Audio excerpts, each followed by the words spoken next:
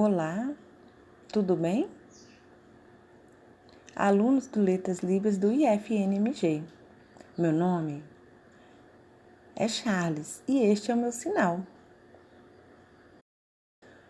Agora daremos início às nossas aprendizagens de Libras 4. Para iniciar, temos aqui a unidade 1, onde aprenderemos 4 itens. Primeiro, sociolinguística, a perspectiva de Labov a respeito da sociolinguística.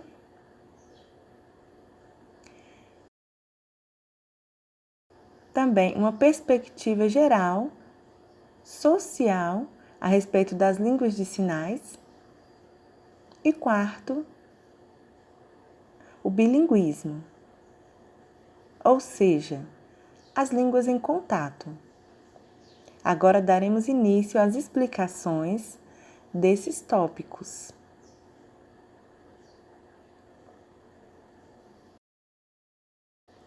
A sociolinguística, o que significa? Então, temos uma língua utilizada em um contexto social e uma outra língua, e há uma interação entre essas línguas. Pode ser de um país ou outros, Estados Unidos, França, essa interação entre línguas que acontece. E sempre aconteceu em um processo que é contínuo até hoje. A sociedade tem conhecimento sobre esse processo? Como se deu esse processo? Então, nós vamos falar agora. Conforme eu havia falado, no mundo existem vários países com línguas estrangeiras e temos aqui no Brasil a nossa língua. E há os empréstimos linguísticos. Lembra que vocês já estudaram isso? Então, há um contexto para o desenvolvimento dessas línguas.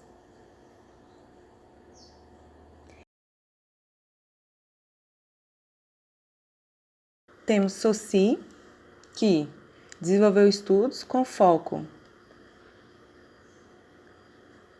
na língua. Em 1960 começaram essas pesquisas sobre esse sistema linguístico. Na verdade, Saussure, ele não tinha preocupação com a sociolinguística, com a variação linguística, não. O foco dele era a língua.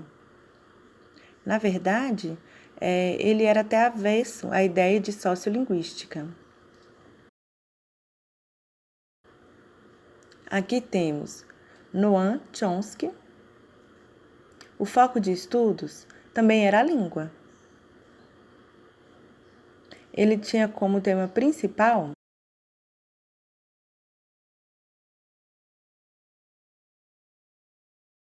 a gramática gerativa. Então, por exemplo, o bebê, ao nascer, ele já tinha os esquemas ali para o desenvolvimento da língua. E ele iria desenvolver a língua do seu país. Por exemplo, na França. Se essa criança tivesse contato com a língua francesa, iria adquirir essa língua. Ou, se fosse em um outro país que essa criança nascesse, iria adquirir a língua desse país. Então, para Chomsky e Saussure, tinha ali uma divergência. Porque um falava da gramática gerativa, que seria a aquisição da língua de forma normal, tranquila, e Saussure com foco no estruturalismo, enquanto Chomsky com foco na gramática gerativa. Então havia ali uma divergência entre essas ideias. E ambos não preocupavam com a sociolinguística, com essa variação linguística. Cada um tinha o seu foco, que era o estudo da língua. Mas, até hoje, esses dois se destacam, Saussure e Chomsky, se destacam nos estudos a respeito da língua. Então, há duas pesquisas e não podemos falar que estão erradas, estão atreladas. Antes falei aqui sobre a língua, agora nós vamos focar um pouco na sociolinguística. Vamos começar a explicar aqui a respeito das línguas orais e das línguas de sinais, para que possamos fazer aqui um paralelo entre o desenvolvimento dessas línguas. A sociolinguística nas línguas de sinais? Vamos ver. Este é o sinal de Labov.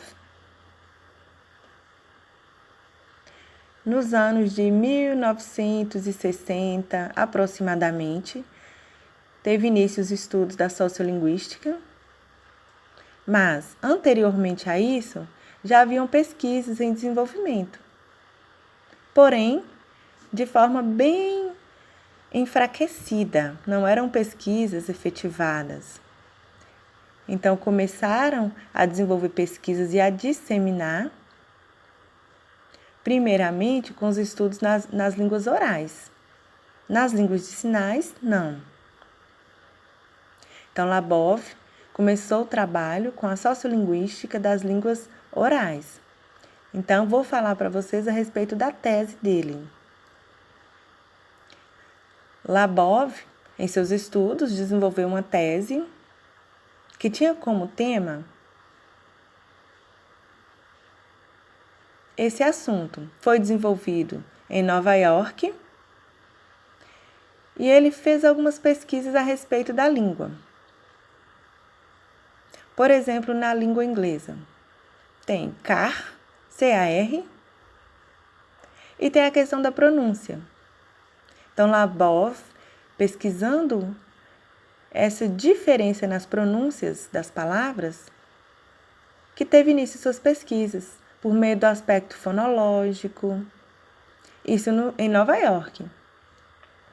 Este é o sinal de Nova York. Então, Labov, em suas pesquisas, por exemplo, ele percebeu que escrevia car, mas a pronúncia era car, era mais forte. Não era somente car. Então, a partir daí, ele começou a analisar essas pronúncias para fazer as suas descobertas. Então, ele começou a utilizar como metodologia a entrevista para embasar a sua pesquisa, começou a fazer a entrevista. E ele utilizou um rádio portátil, fazia anotações e pedia para que a pessoa pronunciasse. E ali iria gravando essas informações, essas pronúncias. E assim, ele fez a coleta de dados para a sua pesquisa, com foco nessa entonação. Foi aí que, na análise desses dados, Labov descobriu que ele percebeu ali uma diferença, que na cidade de Nova York, as pessoas com poder aquisitivo maior, que tinham carro, havia uma diferença daquelas pessoas mais vulneráveis, que não tinham carro. Então, a pessoa que precisava do carro, que tinha o carro, a pessoa com maior poder aquisitivo, falava carro diferente, com uma entonação maior. Então, isso deu início à sua pesquisa e à sua disseminação, que até hoje persiste. Então, vários países utilizam a teoria de Labov como modelo. E nas línguas de sinais também utiliza-se esse modelo. Aqui temos William Stoker, este é o sinal. Vejam. Ele não tem como foco de estudo a sociolinguística, ele estuda as línguas de sinais, Então, ele que embasou as primeiras pesquisas relacionadas às línguas de sinais, para posteriormente surgir o estudo da sociolinguística nas línguas de sinais. Então, Stockwell começou a fazer pesquisas com grupos de surdos e ele sempre via ali surdos conversando, rindo, e ele começou a prestar atenção nisso. Ele dava aula de inglês, professor de inglês, nas línguas orais, e se interessou por esses surdos. Começou a pensar, será se há uma língua de sinais, se não há? E começou a fazer pesquisas sobre isso. Porque ele percebia que as línguas orais tinham a voz e as línguas de sinais não, somente a sinalização. E havia ali uma comunicação. Então ele começou a perceber isso, a pesquisar essa comunicação. Como se dá os aspectos fonológicos, configurações de mãos, ponto de articulação, movimento, orientação. Percebam que Stockwell descobriu 3 dos parâmetros. Os outros 2 foi outro pesquisador, que depois vou mostrar para vocês. Batson, em suas pesquisas, descobriu o parâmetro da orientação, expressão. Não, primeiro expressão, ok? Stockwell, em suas pesquisas a respeito da língua de sinais, foi se desenvolvendo. Então, percebeu ali o aspecto fonológico, morfológico, sintático, isso por meio de suas pesquisas. E essa teoria foi embasada na teoria de Saussure.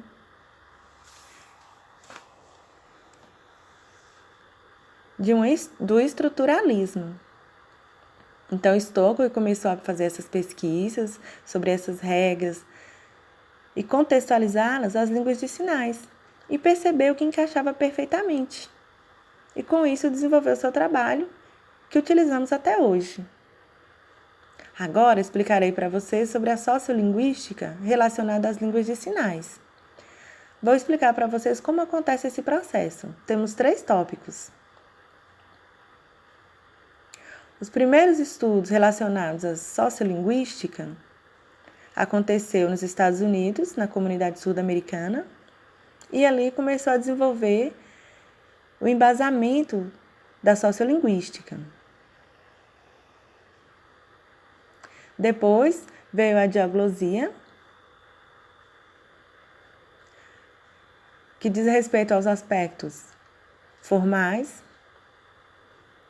e informais da língua. Então, há a formalidade e a informalidade na língua de sinais, há essa variação? E sobre a sociolinguística? Ela tem uma limitação nas línguas de sinais? Porque nas línguas orais não há. Há um processo de desenvolvimento. E nas línguas de sinais? Pode haver a sociolinguística? Então, sempre surgem essas dúvidas, que veremos agora. Vou explicar para vocês. Então, aqui, temos 3 aspectos relacionados à sociolinguística. Primeiro, a língua oral é majoritária e a língua de sinais minoritária. Então, quais as estratégias de ensino dessas línguas? Se pensarmos na língua oral majoritária, ou surdo ali nesse contexto escolar, como ele vai aprender a escrever, a sinalizar? Quais as estratégias? São estratégias orais? Como isso se dá? Segundo, a sociolinguística. Ela está em desenvolvimento. Mas e a língua? A língua de sinais? Como acontece? Há pesquisas relacionadas às sociolinguísticas? Há falhas, há experimentos, há estratégias? Então, teve um momento que começou os estudos sociolinguísticos, mas e aí? Terceiro, pensemos aqui, a língua de sinais é uma língua, efetivamente? Lembra que falei sobre os estudos de William Stockwell e suas pesquisas a respeito das línguas de sinais que efetivou a língua de sinais como língua? Então, as dúvidas que tinham foram sanadas. Aproximadamente em 1960, quando Labov começou os seus estudos sobre sociolinguística, nesse mesmo período, William Stockwell começou os estudos a respeito das línguas de sinais. Então, foi paralelo isso. Ocorreu simultâneo.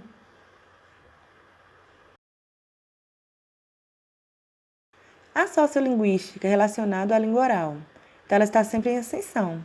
E com relação às línguas de sinais, como acontece isso? Então, as línguas de sinais utilizou como modelo, como metodologia de pesquisa, a sociolinguística das línguas orais. Então, a partir daí começou a desenvolver estratégias de estudos a partir desse modelo, que explicarei posteriormente.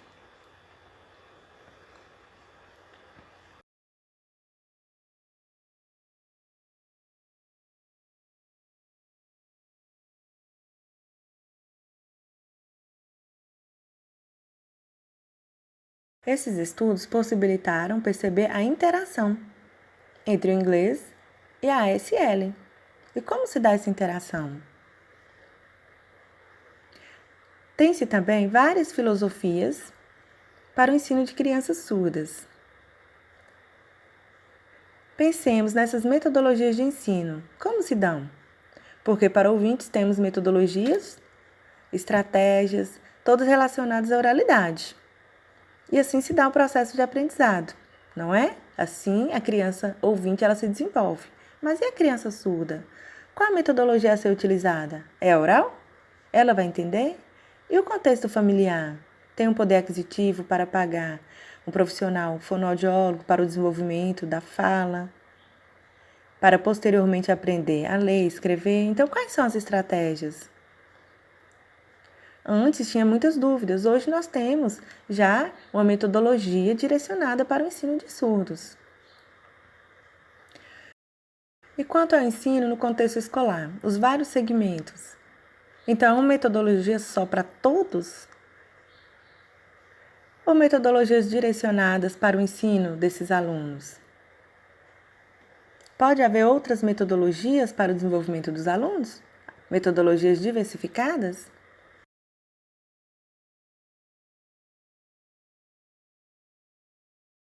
Então, aqui estamos falando sobre língua.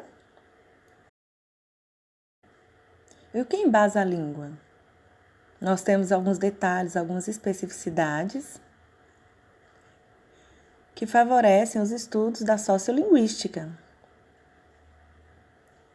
Se eu tenho aqui uma palavra em uma determinada língua, mas como entender o significado dessa palavra?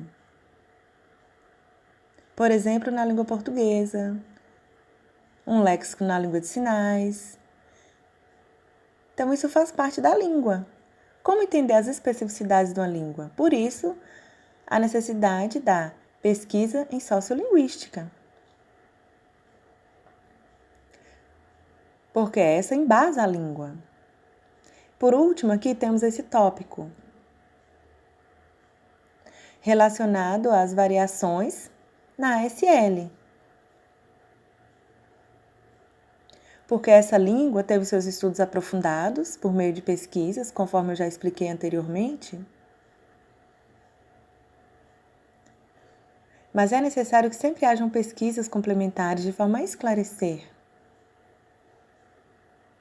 Então, agora daremos início aqui a algumas explicações sobre a sociolinguística. Agora imaginem, falando das línguas orais e das línguas de sinais, temos as especificidades da língua oral e as especificidades da língua de sinais. Culturas próprias.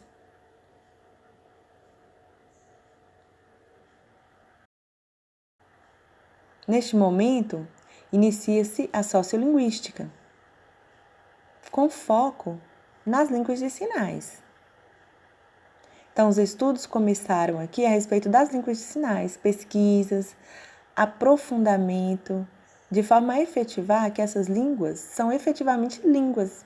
Então, pesquisas fizeram com que desenvolvessem a partir daí a sociolinguística.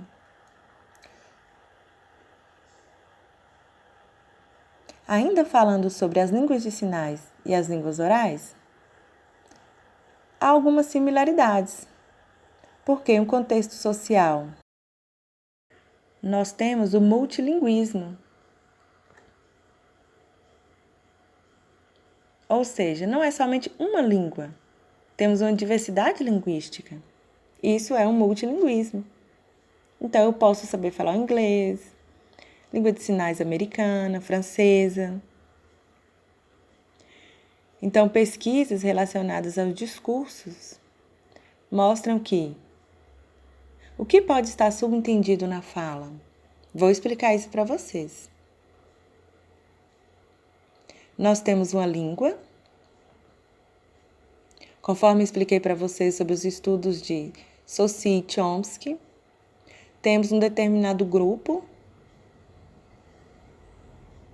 mas nesse grupo as pessoas podem ser diferentes, falar diferente, sinalizar diferente.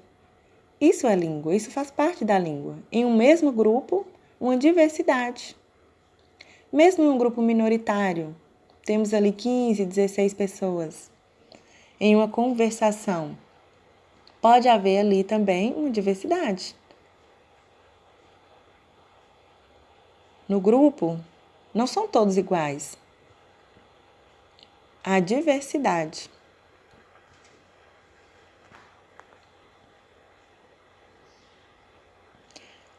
Então, com relação à visão geral da sociolinguística, com foco nas comunidades surdas. Sabemos historicamente que a Universidade de Gallaudet recebia muitos surdos e ali tinha palestras relacionadas à cultura, à valorização das línguas de sinais, a interação entre essas línguas, e ali foi um lugar propício para o desenvolvimento da sociolinguística. Qual o objetivo da sociolinguística? Justamente mostrar essa interação, como se dá essa interação cultural, essa miscigenação. Conforme falei para vocês, o embasamento da sociolinguística começou com palestras que aconteciam em 1989. A partir dali começou essa disseminação da sociolinguística e as interações em língua de sinais. E isso representa o fortalecimento, a valorização da pessoa surda, das línguas de sinais. Agora, conforme falei com vocês a respeito de Gallaudet, que acontecia nos Estados Unidos, as palestras sobre sociolinguística, e no Brasil, tinham essas iniciativas? Como acontecia? Tinha sim. Tínhamos a FENEIS, que teve início com a FENEIDA, direcionada para serviços fonoaudiológicos, recebia os surdos ali para ensino, e com isso percebeu-se a existência ali do uso da língua de sinais, de forma natural, a existência de uma cultura surda, e com isso afastou-se os trabalhos na área da fonoaudiologia. Os surdos começaram a lutar por seus direitos, começaram a pensar, vai continuar esse nome FENEIDA? É incoerente. Por quê? DA, FENEIDA, o DA é de deficiente auditivo. Então, houve uma adaptação nessa nomenclatura. Passou a ser FENEIS, substituindo o S de surdo. Ali marcou uma identidade, uma representatividade, o orgulho surdo, ou seja, a valorização do ser surdo. Então, essa instituição, a FENEIS, é de extrema relevância, porque organizou movimentos históricos relacionados à surdez, à língua de sinais, embates, discussões políticas. Então, houve ali o empoderamento do sujeito surdo por meio dessa instituição, a conscientização do ser surdo, de ter uma identidade de surdo, os movimentos vinculados à FENES, isso tudo fortaleceu ainda mais as lutas, a militância, para alcançar as conquistas de hoje.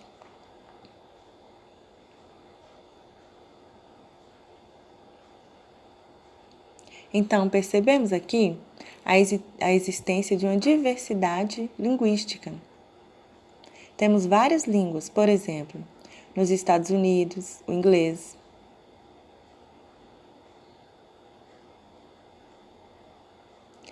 Na Austrália, também fala-se inglês. Então, lembrando que nós não vamos aprofundar aqui sobre isso, não. Mas há vários países que falam inglês. Então, por meio da colonização, os estudos na disciplina de história mostram isso, o processo de colonização. E com isso, o inglês se disseminou. Assim, a Austrália também utiliza essa língua por meio das colonizações.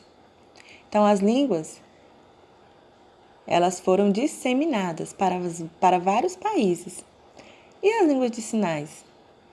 Então, temos a língua de sinais no Brasil, que é a Libras, a língua de sinais americana, australiana. São iguais? Não, são diferentes. Então, nós temos aqui o Brasil, que utiliza uma língua de sinais. E no Brasil, como surgiu a língua de sinais? Como começou? Como começou esse ensino? Então, da França, quando para fundar o INES, precisou de um professor surdo que veio da França e desenvolveu esse trabalho no Brasil. E com relação ao inglês? Nós temos aqui a Libras e lá a língua de sinais. Então percebam que é diferente. ASL e Libras. E na Austrália, a língua de sinais também é diferente.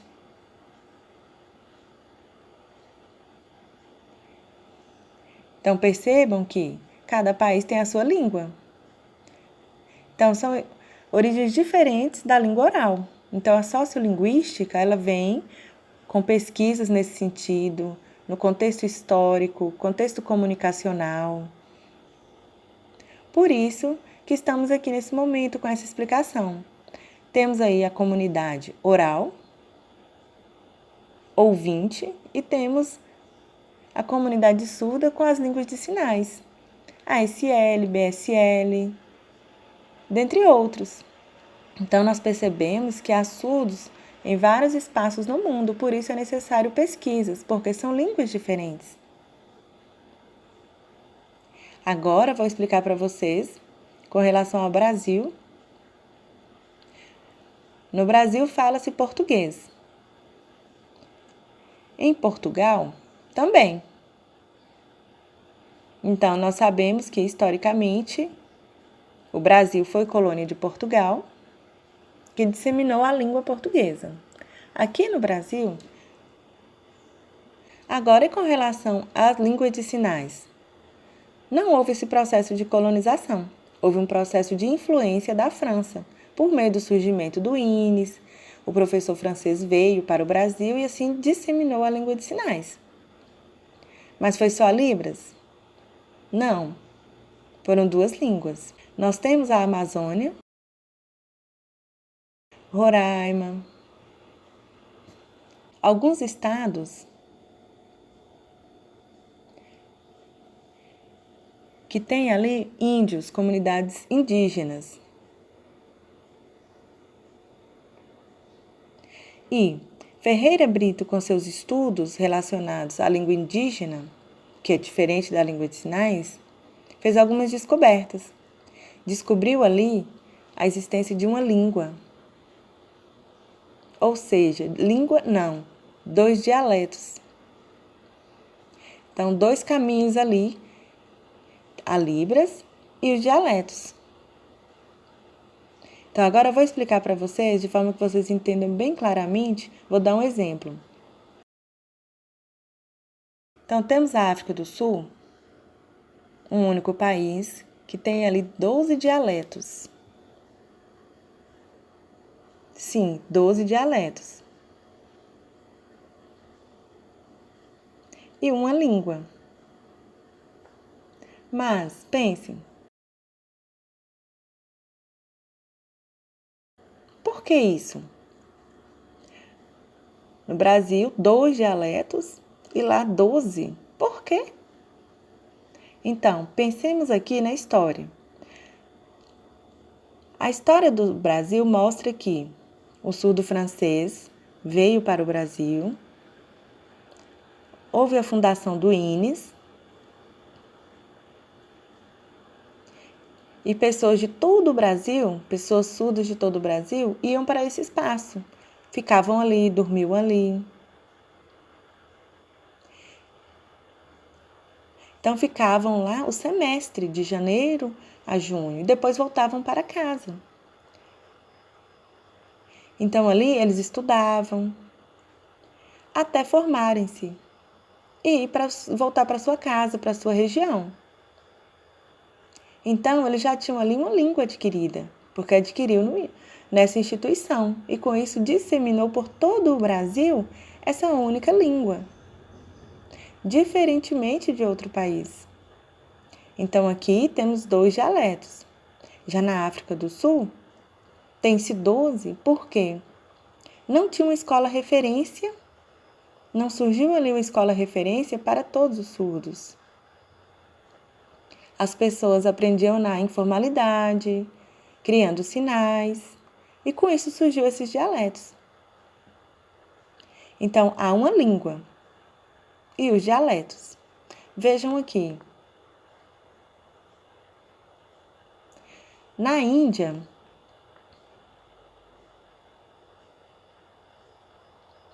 há ali o Paquistão, que eu não sei o sinal, então, que usa uma língua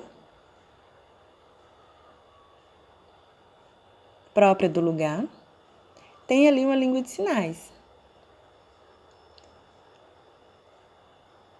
Pesquisas mostraram que, na verdade, não é efetivamente uma língua de sinais, são dialetos. Então, perceba que a língua oral tem uma língua. No Paquistão, eles utilizam uma língua oral. Mas e a língua de sinais? Não, há uma variação ali. Em vários espaços, utilizam língua de sinais diferentes. Então, a história mostra que, por causa de situações econômicas, guerra, dentre outros, foi impossibilitado o surgimento de uma língua. Então, surgiu-se ali vários dialetos, mas sabe-se que há uma língua específica do país. Mas por que uma língua? Por questões econômicas, questões de poder. Então, na verdade, seria necessária uma assistência governamental também nesse sentido para a comunidade surda, mas são relações de poder, movimentos de imposição. Então, é necessário que haja, sim, esse apoio, esse auxílio no desenvolvimento dessa língua. Então, essas relações de poder influenciam o desenvolvimento da língua. Então, temos os dialetos, diferentes dialetos, porém, em alguns pontos se assemelham, porque todos são objetos de estudo da sociolinguística. Então, a sociolinguística pesquisa e percebe algumas diferenças, compreende esses dialetos. Esses são os objetos de estudo da sociolinguística. No Brasil, tem-se 2 línguas, a Libras e a língua portuguesa. Mas pesquisas evidenciaram que há muito mais de 200 línguas aqui.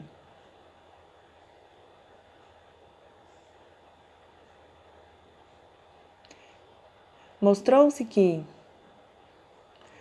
por exemplo, no sul, nós temos Porto Alegre, Florianópolis.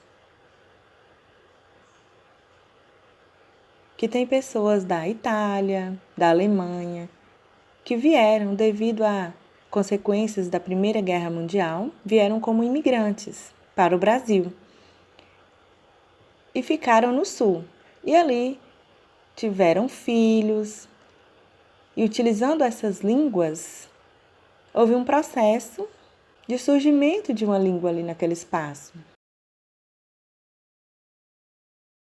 Um outro contexto, tribos indígenas, que falam ali o seu idioma, os seus dialetos. Então, tem vários grupos ali que falam, sinalizam de formas diferentes. Por isso que eu estou falando que são mais de 200 idiomas. Não são línguas, são dialetos. Porque no Brasil há 2 línguas. Agora eu vou explicar para vocês sobre bilinguismo e as línguas em contato.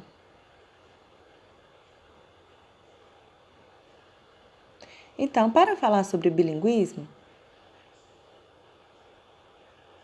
temos aqui o foco de estudo nas línguas orais, mas como seria um bilinguismo nas línguas de sinais para o surdo? Então, o bilinguismo social, que seria aquelas línguas mais utilizadas socialmente pelas pessoas. Bilinguismo individual é a habilidade de falar 2 línguas. Eu posso escolher qual língua eu quero, por exemplo, português, inglês, francês. Então, é individual, pessoal. Quanto ao bilinguismo, o que significa? Então, a existência ali de 2 línguas. Qualquer pessoa pode aprender, quer seja o inglês, ASL, português. Isso é bilinguismo. No mundo, acredita-se que 70% das pessoas aprendem a sua língua e uma outra língua, ou seja, são bilíngues. E 30% aprende uma língua somente. Outras pessoas aprendem 2 línguas, 3 línguas. No Brasil, nós sabemos que há a utilização de muitas línguas. No Brasil, percebe-se que não é somente bilíngue, há o multilinguismo, porque as pessoas aprendem várias línguas.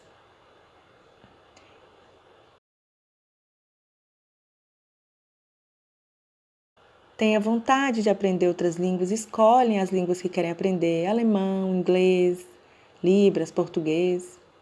Então percebam que o Brasil é multilingüe. Então, sobre o bilinguismo.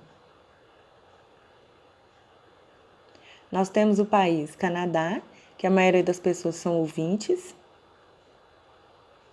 e aprendem a língua francesa, que é a língua oficial do país. Mas lá,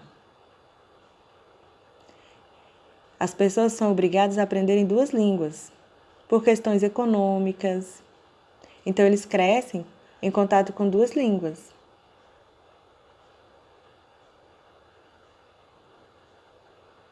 E isso significa que, com o passar do tempo, essas 2 línguas se transformaram, passando a ser uma língua. Então, as pessoas eram obrigadas a aprender o inglês e o francês.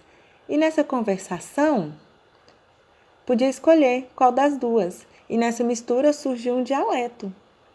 Agora, com foco nos surdos, o que ocorre? A maioria desenvolve a oralidade e também os aspectos visuais, mas são fortemente influenciados pelo bilinguismo, pela língua oral, pela escrita. Então, os surdos utilizam a língua de sinais e aprendem a oralização. Os surdos têm a L1, a língua de sinais, mas Percebemos que, socialmente falando, as pessoas não sabem a língua de sinais. Então, os surdos são obrigados a aprender a escrita para se envolver no mundo dos ouvintes. Então, isso é uma forma de bilinguismo.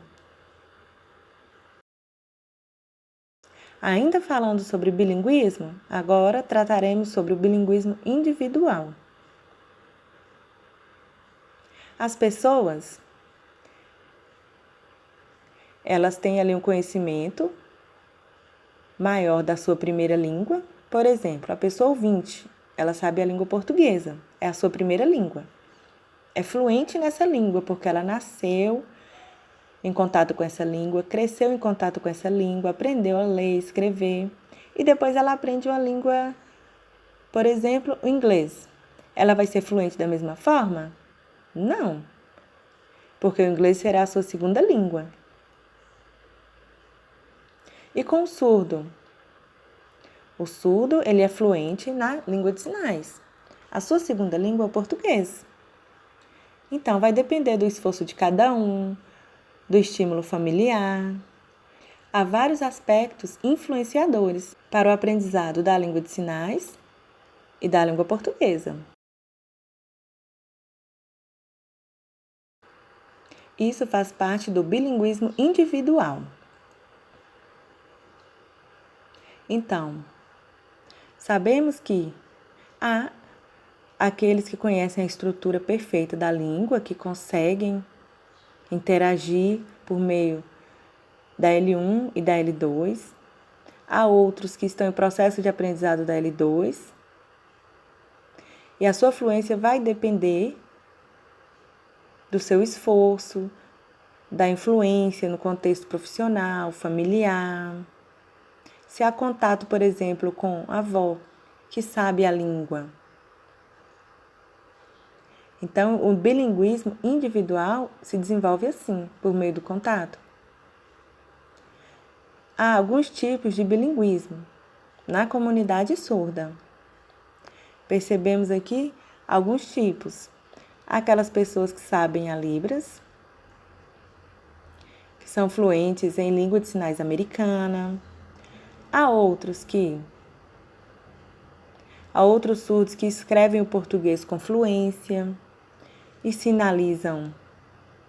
Há outros surdos que sabem escrever o português com fluência, mas já a sinalização não é tão fluente. Outros surdos que não têm tanta fluência na escrita do português, mas têm fluência na sinalização. Temos ouvintes também fluentes na língua de sinais. Tem ouvintes fluentes na sinalização e com pouca fluência na língua portuguesa, que é a sua segunda língua. Isso acontece quando nasce em famílias de surdos. Ele cresce ali em um ambiente onde é exposto à língua de sinais e que depois, gradativamente, será exposto à língua portuguesa. Então, temos vários tipos de bilinguismo. Alguns são mais fluentes, outras pessoas não tanto. Então, tudo isso está inserido na sociolinguística. Agora, vou explicar para vocês sobre a sociolinguística. Nesse espaço, nessa ilha, Martha Vineyard. É uma ilha nos Estados Unidos.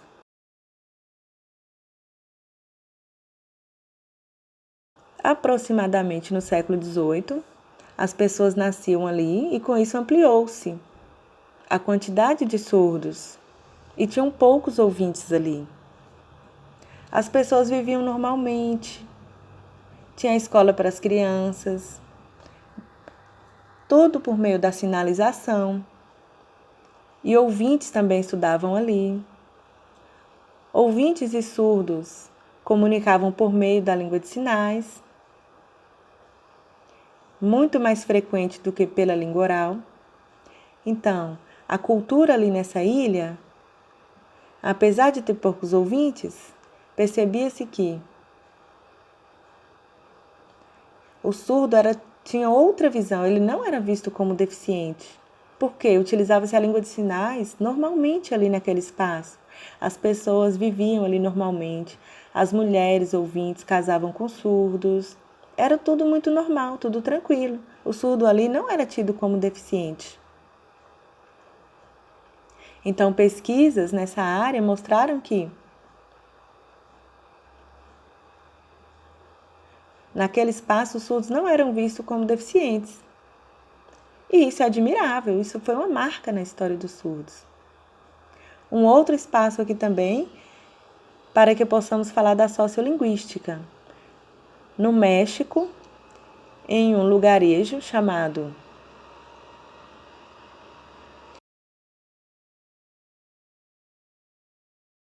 Vila Maia. Naquela vila, com 400 habitantes, somente 13 eram surdos. A maioria eram ouvintes. Mas ali acontecia tudo normalmente, todos utilizavam língua de sinais. Toda a comunicação era por meio da sinalização. E não tinha essa mentalidade de deficiência. Não se utilizava a língua oral. Todos ali se comunicavam, aceitavam a língua de sinais. Bem interessante esse fato, porque percebam que isso faz parte da cultura daquele espaço, lá no México. Em um outro país, mais um exemplo aqui, uma história bem interessante que se deu na Ásia. O nome do local é Ilha de Bali, chamada também de Dessa Coloque. Na Ásia. Então, nesse local aqui, tinha surdos. A maioria ali eram ouvintes e eles interagiam também. Então, discutiam ali, tinham vivência, discutiam política, normalmente. O surdo não era visto como deficiente. O ouvinte não era o detentor do poder. Não, havia ali uma vida normal, uma interação entre eles. Finalizando a nossa aula sobre sociolinguística, percebam que há vários enfoques diferentes. Pensem que há uma pessoa que tem uma vontade de aprender, o desejo de aprender uma língua de sinais. Essa pessoa não precisa de influência política. É um sentimento, ela pode querer, ela vai ver o surdo e aprender a sinalizar. E ela está ali em determinado país, não precisa que seja mandado que ela aprenda uma língua de sinais. Não, é importante que você aprenda uma língua, somente uma língua, 2 línguas, 3 línguas, 4 línguas diferentes. Então percebam, é importante. Você vai se sentir melhor, você vai saber da importância disso. Então, pesquisas na sociolinguística valorizam e respeitam a diversidade dos grupos. Não quer padronizar, esse não é o desejo da sociolinguística, não é a padronização, é o respeito aos dialetos. E isso tudo é importante. É necessário que se valorize as línguas, a diversidade linguística. Então, aqui, não é necessário, vocês podem apagar. Na próxima aula, nós daremos continuidade. Vamos explicar sobre sociolinguística, ok? Obrigada!